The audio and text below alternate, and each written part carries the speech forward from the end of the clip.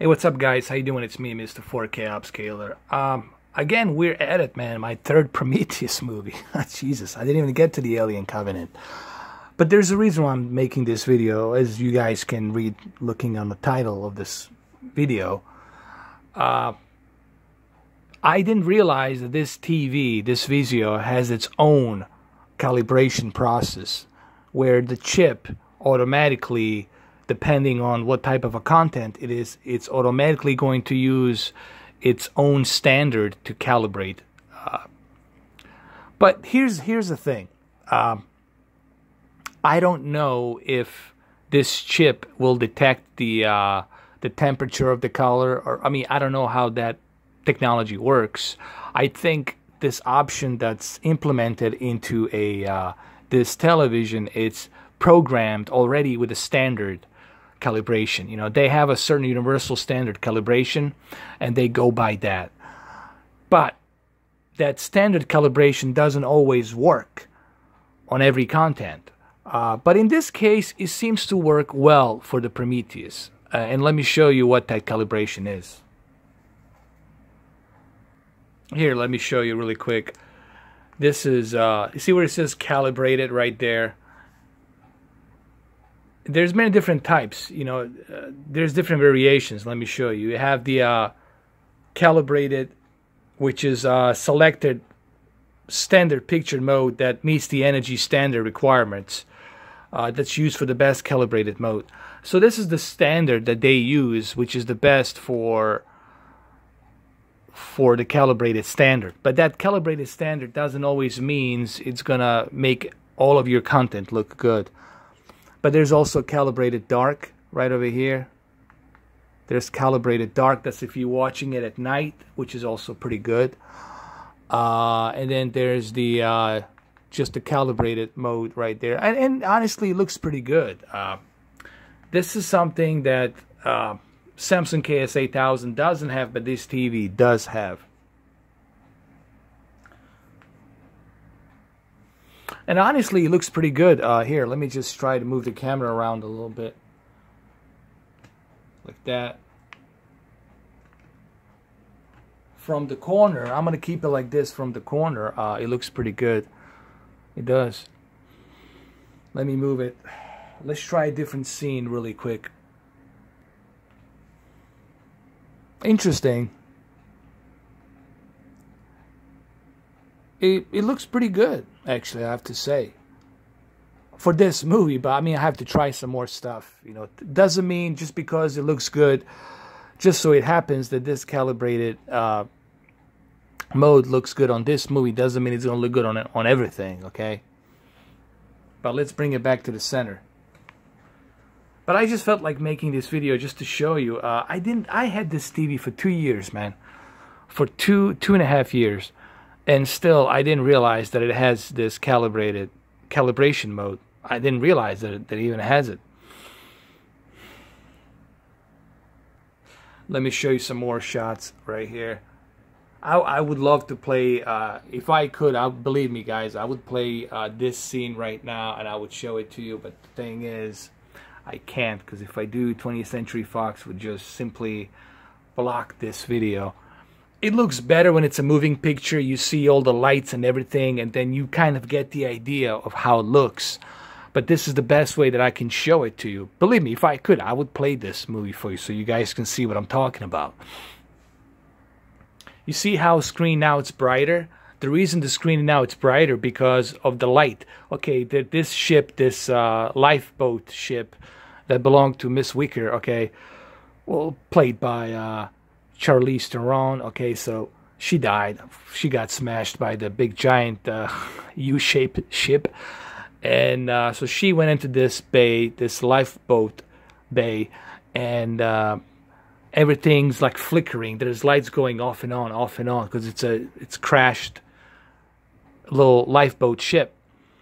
And here, look what happens when the light starts flickering. You see how everything will become more darker. Look. You see, now it's darker. And then you will see in a moment, it will become more brighter. Maybe I can play just one tiny little scene for a few seconds. Here, look. You see what I'm talking about? And this calibrated mode really does a great job. And another thing I want to say about this Vizio, I know a lot of people will laugh, but hey man, you got a 2-year-old, 2.5 years since 2015. This is a 2015 TV. You have a TV that's 2015, 2.5 years old, almost 3 years old TV, 4K TV. But let's not poop on this TV. I know it's Vizio, and it's not a Walmart Vizio, okay? It's a Best Buy Vizio. But let's not poop on this TV, because it does have full array of local dimming. What you're seeing right now, it's a full array of local dimming, which gives you those excellent deep dark levels. And you're not going to find those deep dark levels on that Samsung KS8000. You're just not going to find it. But however, this TV, it's missing that color. Quantum dot color, billions of color. It's missing a wide color gamut.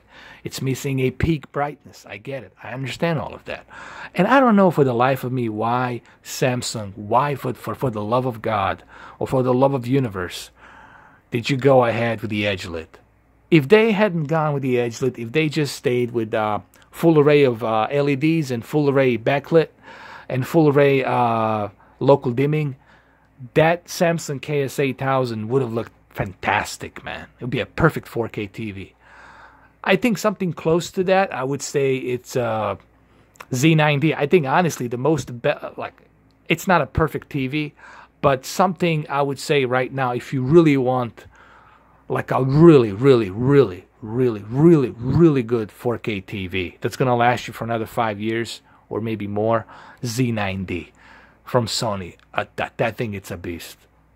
I mean, everything looks, that thing eats everything, looks great. It even beats OLED, man.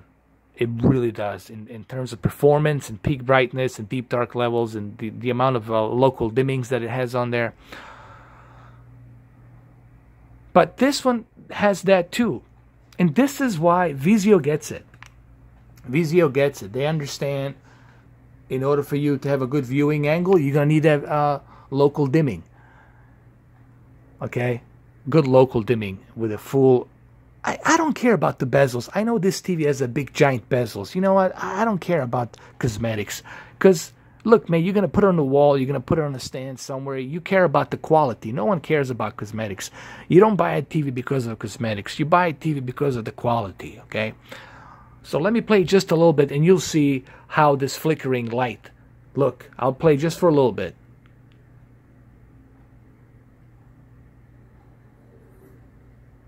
Did you see that?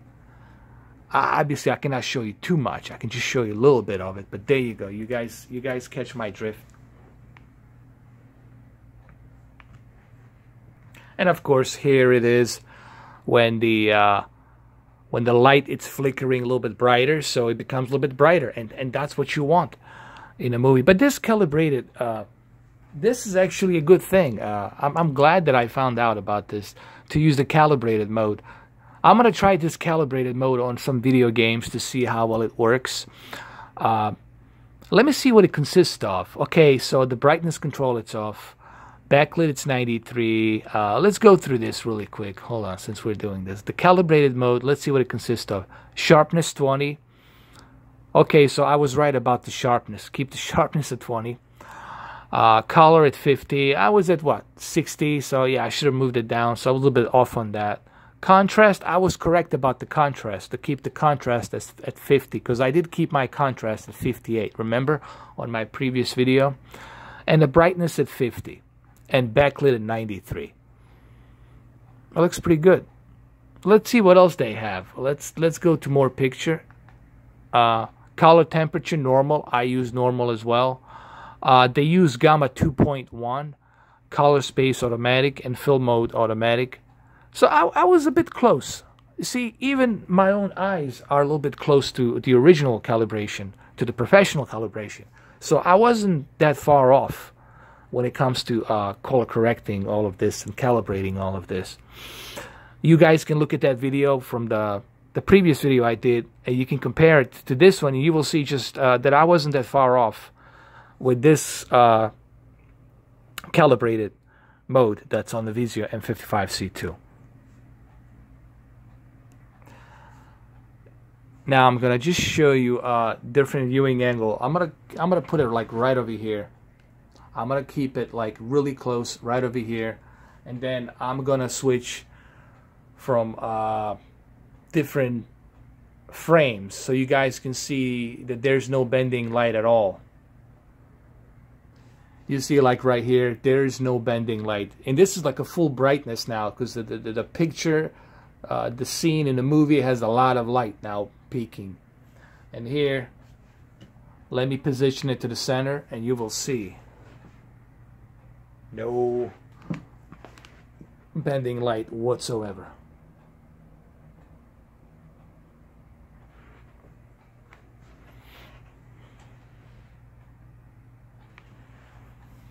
It looks pretty good. So I guess there you have it, guys. Like I said, I didn't know that this TV has that ability to calibrate on its own. I mean, it doesn't calibrate on its own. What I'm trying to say, it has a preset, programmed preset. What I'm trying to say is this. It has a programmed preset that was already implemented into the memory of this TV to keep the calibrated picture settings to a certain standard that this panel was made, okay? And I wish that every TV did that, honestly, if they had their own calibrated methods, because every panel is different. This is a different panel, so it's going to need a different calibration process. And it looks good. It honestly looks good. I just wish that they did that with Samsung. I was a bit disappointed by Samsung this year. Hopefully Samsung will kind of like get off of this edge-lit crap. I don't care about the cosmetics, man. Just give us a good full array local dimming, full array LED backlit TVs with the quantum dot technology, with Dolby Vision, HDR, all of the HDR formats, and give us a 2000 peak brightness nits with a good, decent response time and input lag. And you know what? You're going to have yourself the best-selling 4K TV out there. If you do that, Samsung. That's up to you, Samsung. But so far, there you have it, guys. Maybe I can show you one more still. And look at this now at the full peak brightness. This looks great. So yeah, I mean, I'm going to use this calibrated method that's already built into it. It looks much better, though. It definitely does. Okay, so there you have it. I still have yet to do a Alien Covenant. The thing about the Alien Covenant is there's a lot of dark scenes, but there's also scenes where they're landing onto that planet, and there's scenes where they're fixing the Covenant ship. So there's some scenes that can be very vibrant, you know. But the movie, it's very like murky and kind of like cloudy, and you know, it has that like cold temperature tone to it, if you know what I mean. All right, guys. So I'm gonna try to do Alien Covenant as well pretty soon. Do some calibration on Alien Covenant, and once I'm done with the Alien Covenant calibration, I'm gonna also try to see the difference between the Blu-ray versions and the 4K versions. You know, I think I should have started doing that to see the difference and what's the difference, and like give you my thoughts between the Blu-ray version and the 4K version. Obviously, the one major difference you're always going to see between the Blu-ray and the 4K, it's the bitrate, higher bitrate, and of course that HDR that's there. So because they're encoded at a higher bitrate codec, therefore you'll see more detail. All right, so thank you guys for watching. This is Mr. 4K Upscaler out.